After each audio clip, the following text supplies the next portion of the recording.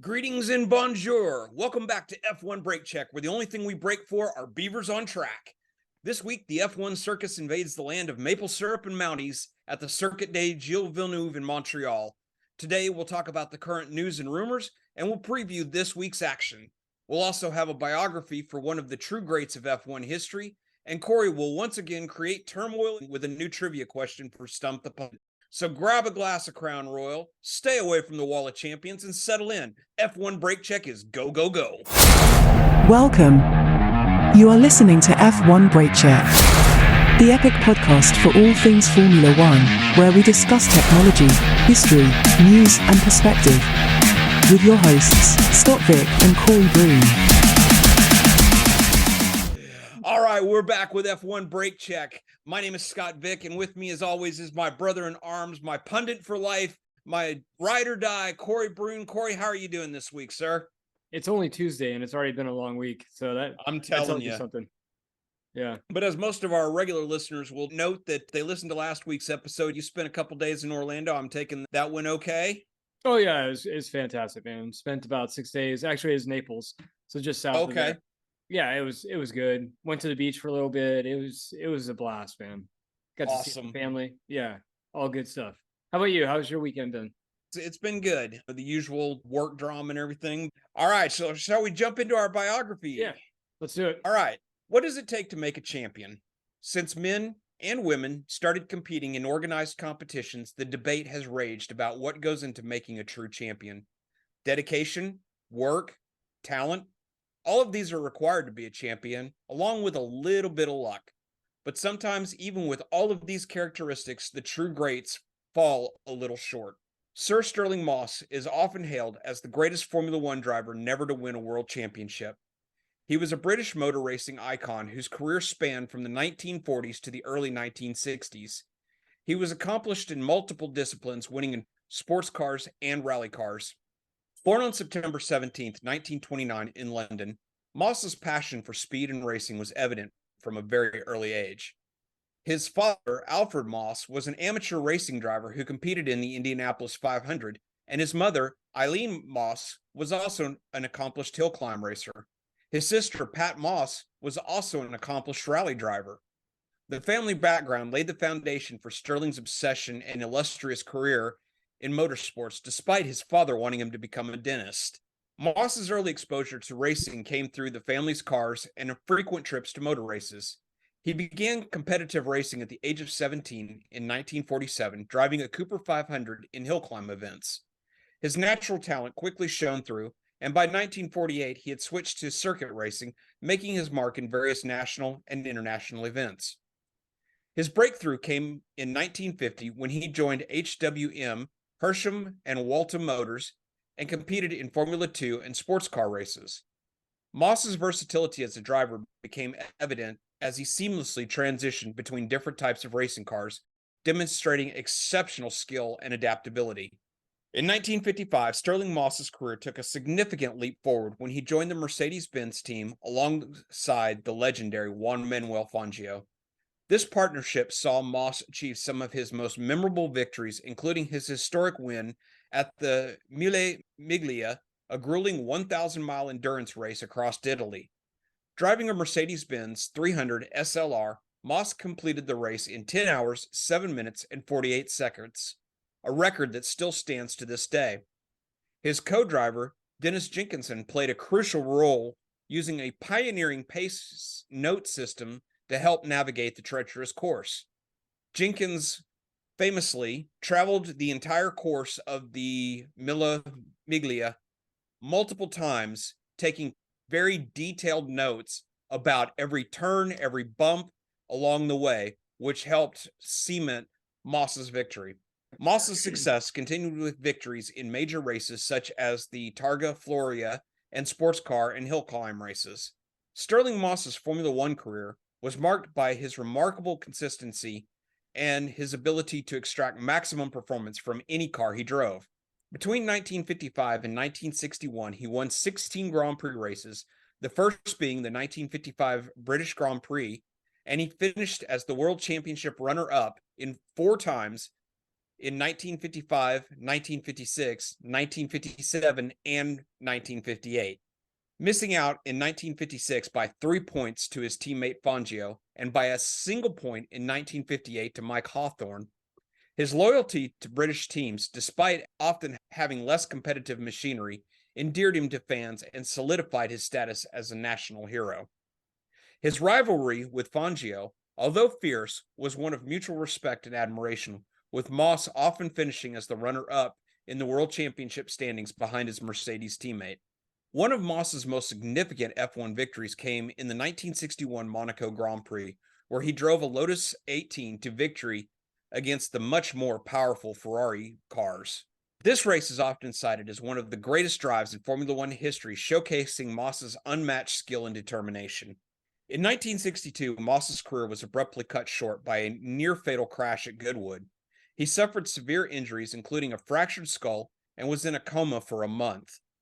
After a very long recovery, Moss attempted a comeback, but realized that he had lost the edge that had made him a top competitor.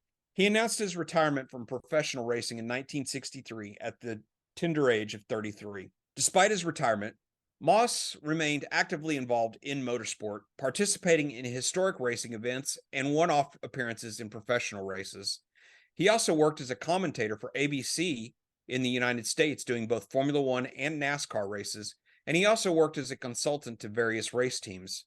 On top of all that, he also leveraged his fame and reputation to become a very successful businessman. Stirling Moss was married 3 times and had 4 children.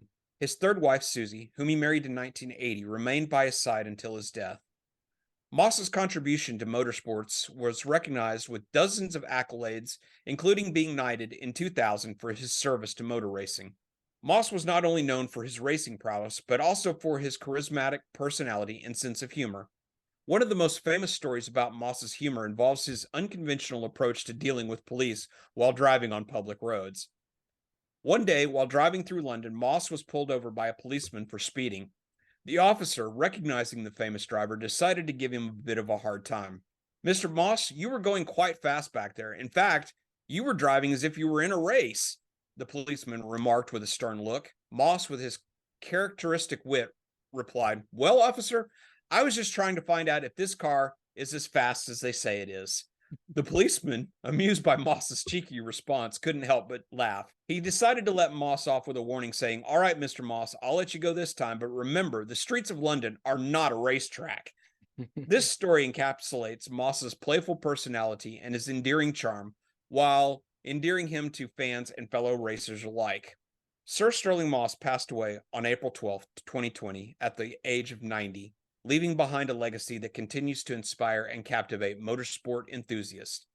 His career, marked by extraordinary talent, sportsmanship, and a relentless pursuit of excellence, has cemented his place as one of the greatest racing drivers in history. Moss's influence extends beyond his racing achievements. He helped shape the modern era of motorsport and set standards for professionalism and conduct both on and off the track.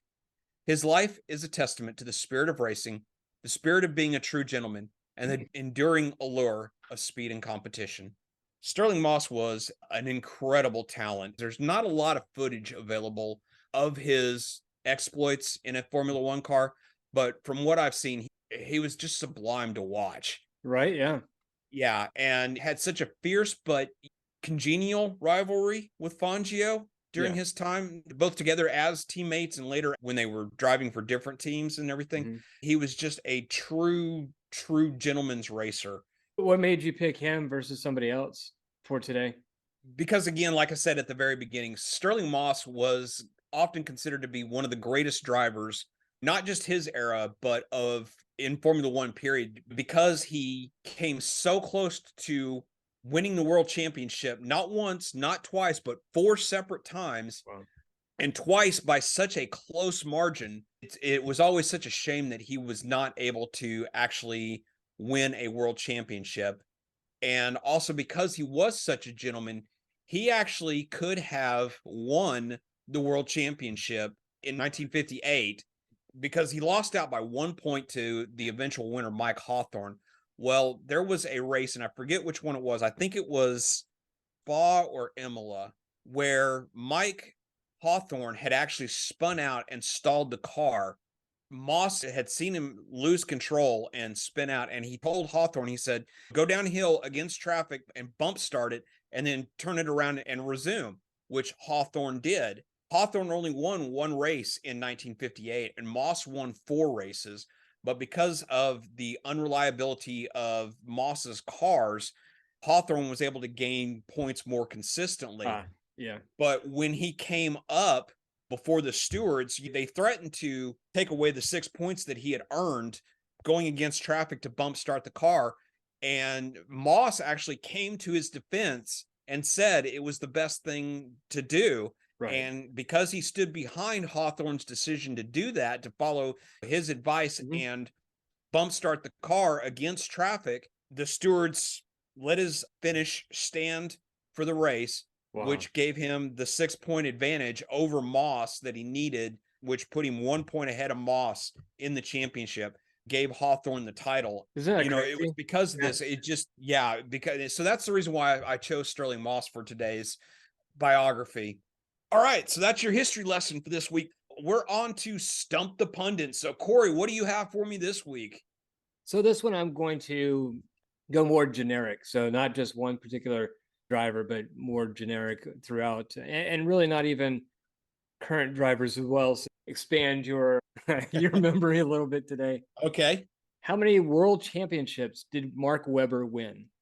Mark Webber? Yeah. None. Okay, yeah, very good. How many world championships did Jackie Stewart win? 3. Nice. Batting 1,000 right now, bud. Michael Schumacher retired and then he came back, very much like you and I are hoping Vettel does. Can you name the year or the age Michael Schumacher came back to F1? He came back in 2000. Let's see. Okay. He came back in 2009. Oh, so close. 2010. Oh, yes. Because Braun won the championship in 2009. Mercedes bought him in the offseason and talked Schumacher out of retirement. So, yes, you're right. What about his age? His age, he was 30. Actually, no. He was, I want to say 41. On the dot. 41. Right yes. on. All right. Where is Niki Lauda from? What country? Austria. Yep. Okay. Damon Hill. When did he win the Drivers' Championship? What year? 1996. Right on. All right. So as far as testing your memory, I would say your memory is spot on. Let's just do one more. Okay. How many times did Nigel Mansell win Sports Personality of the Year? 3 times. Twice. Yeah. Yes. You're right. Because the thing is, he came in runner-up one other time. Wow, yeah. It's crazy that you remember that. Yes. Yes. All right, because man, that's it for Stump the Pundit. All right, it's time for our news and rumors. So first up, the most important one. We were recording this on Wednesday, June the 5th. Yesterday, the news came out that Checo has signed a 2-year contract extension that will see him stay at Red Bull until the 2026 season. So this has going to take and throw a big old monkey wrench in a lot of other drivers' plans, maybe, because there were a lot of drivers that were thinking, well, then maybe if they drop Checo, I got a shot. Or maybe, like we have talked about a number of times, that if they drop Checo, maybe they should give Yuki a look as to be Max's teammate. But now we see that number 2 spot at Red Bull is now tied up for the next 2 years. So your thoughts, Corey? Obviously, I'm ecstatic. I love Checo. I think he's a phenomenal driver. Now that this pressure is off of him that he exhibited last year, I think that he's just a great driver. He's a great personality. I'm very, very happy for him that he got that extension, and a 2-year extension, not just a year, but 2 years. Mm-hmm. Really, Red Bull showing the faith that they have in Checo. It's funny, just like you were saying, the driver market, it makes it much more interesting now because that spot's not open. Obviously, Danny Rick's not going to ever have that spot, but there's other contenders that could have jumped into that spot that maybe have challenged Max a little bit more, at least supported Max a little bit more. So, but it's very interesting. And again, I'm very happy that Red Bull and Checo both were able to come to that agreement. But now, having said that, though, the whole driver market could still be totally upended because there have been rumors that have been circulating that depending upon the outcome of this year's drivers championship, that there is rumors that Max may decide to take a sabbatical for a year until the 2026 regulations come into play, that he may sit out the 2025 season. And if he does, that now opens up that other coveted spot at Red Bull. Your thoughts? I've heard him say that, and I just don't see it being very likely. That means you're out for a year. A lot changes in a year. Your skills degrade dramatically over a year. Coming back is not going to be the same. It just won't be. Plus, he has his eye on so many other records and things that he wants to break. Why would you go out for a year if you were going to do that? I don't see it. And again, I know that he's talked about it. And who knows, maybe he's using that as a bargaining chip or whatever, but I just don't see him leaving. I didn't even think about that until you just now mentioned it, but you may very well be right that he might be making those rumors might be floated around simply because you're right. He's trying to use that as a bargaining chip. I think you may be onto something there. There's other records that he wants to break, and I just see him as being too much of a competitor to walk away.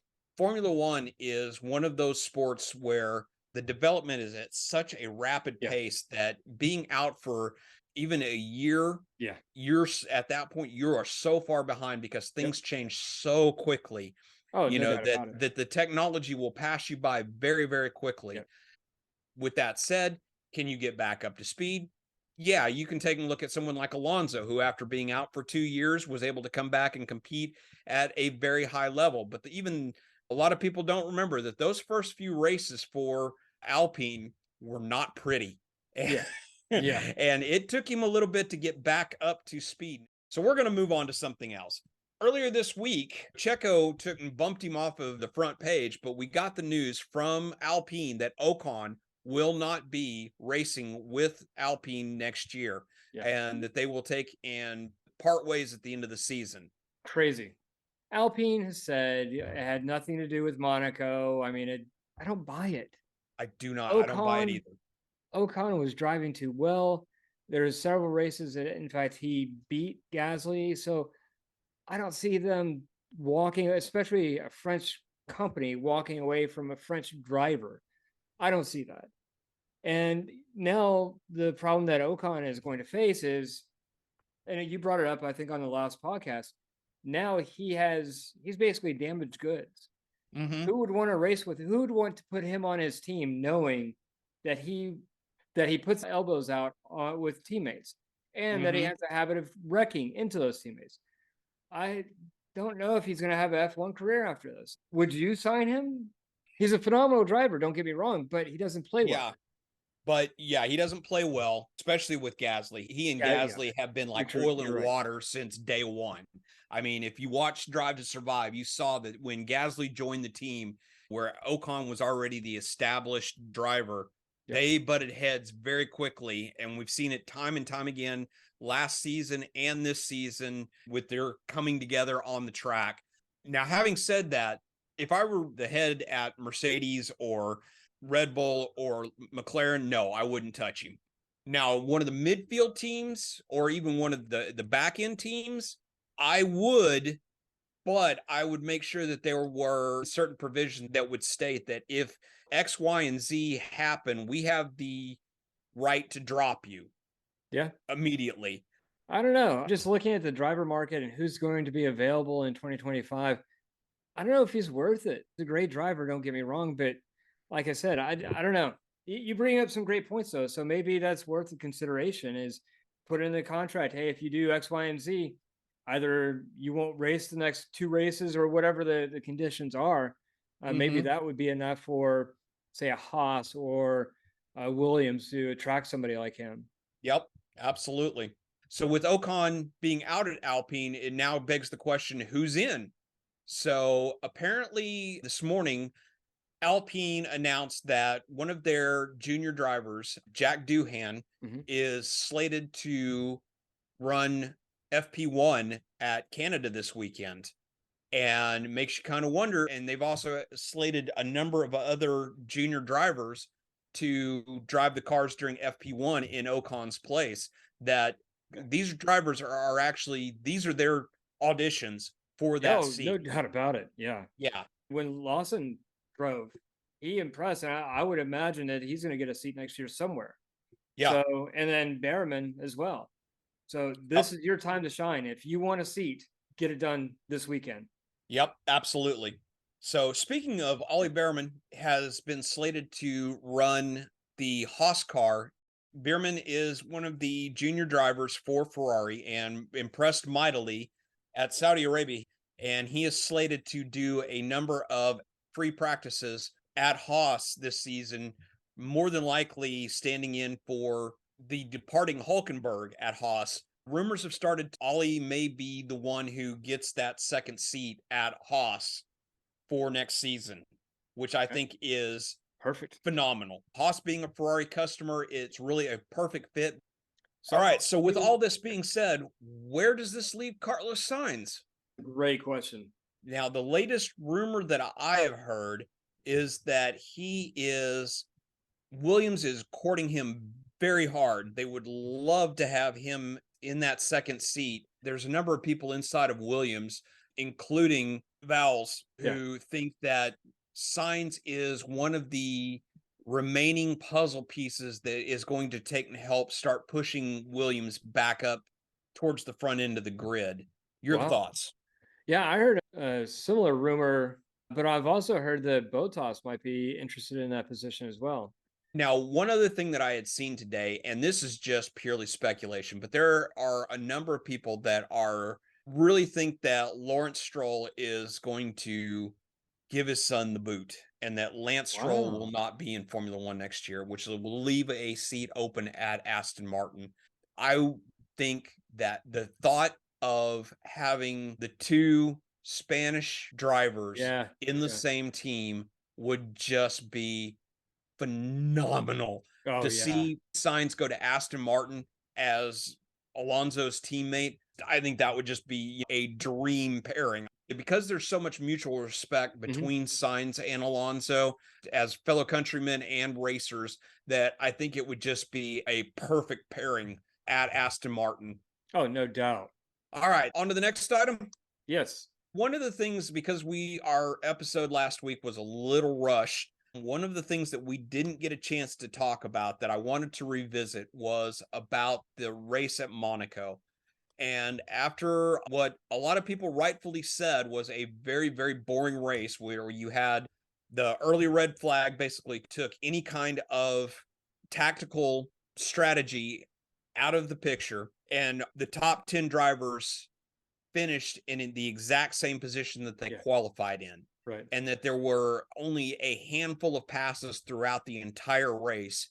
A number of people came out, various ideas floated for improving the race at Monaco. And I wanted to take and talk about a couple of those and just kind of see what we think. So I'm going to go ahead and let you go first, Corey. It's hard for me because I like the race. I mean, I understand that there's not a lot of passing, and I know that some people say it's boring, but I like the history. I like how long it's been there. I like that it is technical, that there are passing opportunities, but it's really difficult. So I hesitate to say anything, but I mean, if I had to say something about it, I'd say maybe open up a couple of the turns, make them a little bit wider, lengthen this track a bit more, have another straightaway or have a longer straightaway. Things like that are some things that you could do to make it more exciting for people. That's my thoughts. What about you? I have three things that a couple of people have floated, and I've kind of taken a hard look at all of the different suggestions. And I think there are three things that I definitely think would help improve, not just from a fan perspective, but also from a driver perspective, because even Max came over the radio during the race going, God, this is boring. I'm so friggin' bored out here, So I going think 200 miles an hour. I'm so bored. yeah, exactly. But I think there are three things that could be done to dramatically improve. And then one side note, I'll start with the side note. First of all, as I mentioned, the red flag basically made all strategy go out the window. F1 has the rule that allows the cars to be worked on while they're under red flag conditions, which means that all of the drivers were able to change tires. Basically, at that point, it made it so that they didn't have to make another stop for the duration of the race, which is kind of what led to the processional that we saw. Well, that and So Gasly was able to come back. yes, exactly. He was able to come back because he was already in his, when they went through the first sector, which is what they used for lining them up in the pit under the red flag, he was actually able to repair the car and retain his position. I've heard people say that the allowing them to work on the cars under red flag is a stupid thing, but I'm going to disagree and Yeah, I say totally that no, disagree. that needs to be left in place because it happens in all other major categories of racing. I have two things that I think definitely need to be done, and one of them is going to happen. So, for one thing, I have complained last year. I was at the Peterson Automotive Museum in Los Angeles, and they had a collection of Formula One cars going from 1992 all the way up to 2000. I believe it was either 15 or 16.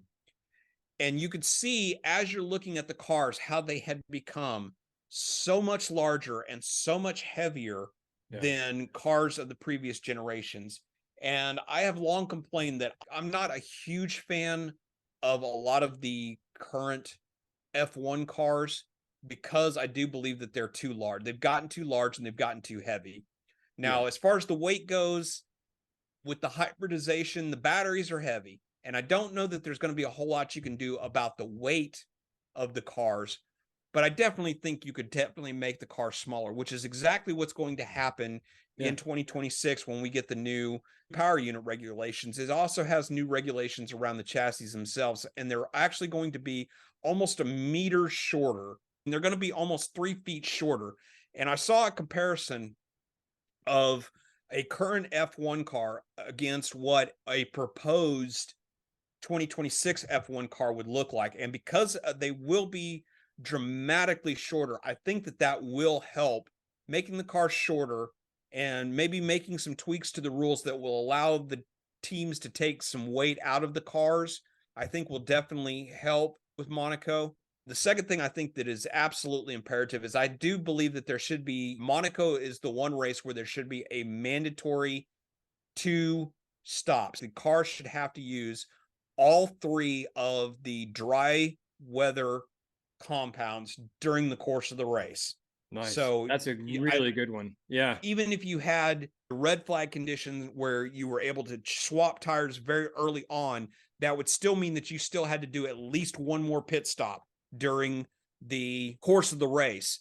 So even if you started on mediums, then went to the hard for the middle stint, and then had a very short stint on the softs, but that would introduce some really exciting strategy, and it would also introduce some really exciting racing. And then the third idea that I saw floated around that I really liked is one of the things that I've always hated about Monaco is I've always hated the Nouvelle chicane. I always thought that when you're coming out of the tunnel, I always thought that it just completely breaks up the whole rhythm of the track. And having driven it in Monaco in simulators, I agree with a lot of the drivers that don't like the chicane being there, that I think that they should take out the chicane so that it's basically a straight blast out of the tunnel all the way down to the swimming pool corner. So I think they should take out the chicane so that it becomes a much longer straightaway. Right now at Monaco, there's only one DRS zone. And by taking out the chicane, they would allow them to make the tunnel another DRS zone, which I think coming down through the tunnel, down the hill, hard braking into the swimming pool, it would create a prime passing opportunity. So I think those 3 things would definitely help improve the racing at Monaco tremendously. Nice. So let's move on to our preview of this weekend's action. So I think we're going to change things up a little bit. Usually I ask the same 4 questions, and we go through them by ourselves. But I think what we're going to do this week is we're going to mix it up a little bit, and we're going to ask each question, and we'll both answer it before we move on to the next question. So Okay. I'm going to start with you. So first question is, who do you think will go well this weekend? I think McLaren will go well. I think Ferrari will as well. I think that we're going to see improvements in Red Bull, but I still think that McLaren will still take Red Bull.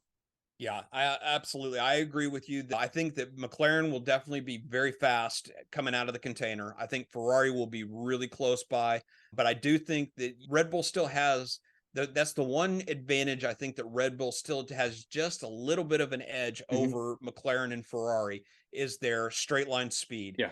And because Canada is such a high speed track with such long straightaways, I think that's the one place that they're going to have a little bit of an advantage. But if they falter even just a little tiniest bit, McLaren, their straight line speed is getting very, very close to Red Bull, that they're going to be right there if Red Bull falters even just a little tiny bit. All right. So who do you think is not going to go well this weekend? Yeah. So number one, I'll say Mercedes, the usual suspects. So Mercedes was up there, but I would say I think Sauber will continue their woes. And I don't think that Alpine will do very well on this track either. I agree with you on both. I absolutely think that Sauber is it's still going to be a very woeful time for them. And I also think that Alpine, even though they had a really good weekend at Monaco, I think that they're going to take a little bit of a step back this week. I expect Mercedes has made some improvements to the car. As we saw, again, slower circuits like Monaco, they don't seem to have as much of a problem. They've also made a couple of improvements to the car that has helped their straight line speed, but I really don't see them being much of a challenge this weekend, at least to the top three. They're going to be definitely probably the best of the rest. They'll be right there with Aston Martin as best of the rest. So who do you think was going to surprise us this weekend? I think that I'm going to go ahead and say it. Who I think is going to surprise us is Haas. I think Haas is going to surprise us, and I think that Aston Martin will surprise us as well. I think our big surprise, which a lot of people won't think is that big of a surprise, is I think that Williams will have a very good weekend. The Williams is very good in a straight line, which is Canada is a lot of straight lines. I think Williams will have a very, very good weekend. I definitely think that Albon will definitely be up there in Q3 fighting in top 10. And I see Sargent because he has been showing marked improvement this year, that if he is able to get the car set up and working for him fairly quickly in the weekend during the free practices, I definitely see him being able to have a very, very good weekend. So I think that Williams is going to be my surprise this weekend. Okay, cool.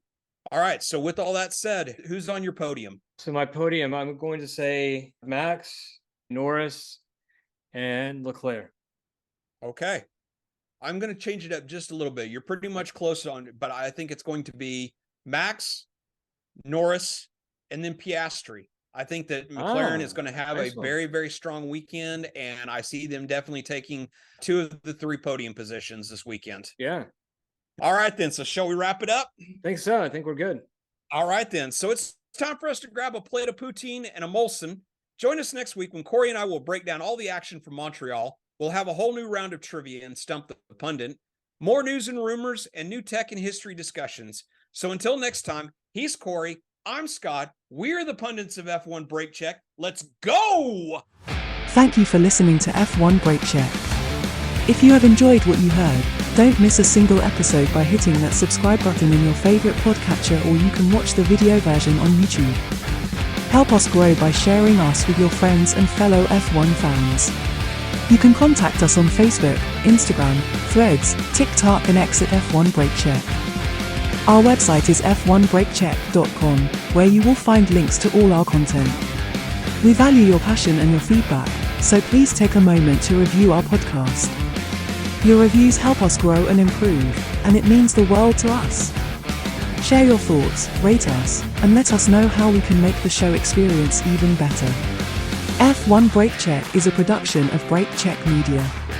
For your hosts Scott Vick and Corey Broom, until next time, keep yourself inside track limits, and try not to pitch it in the kitty litter.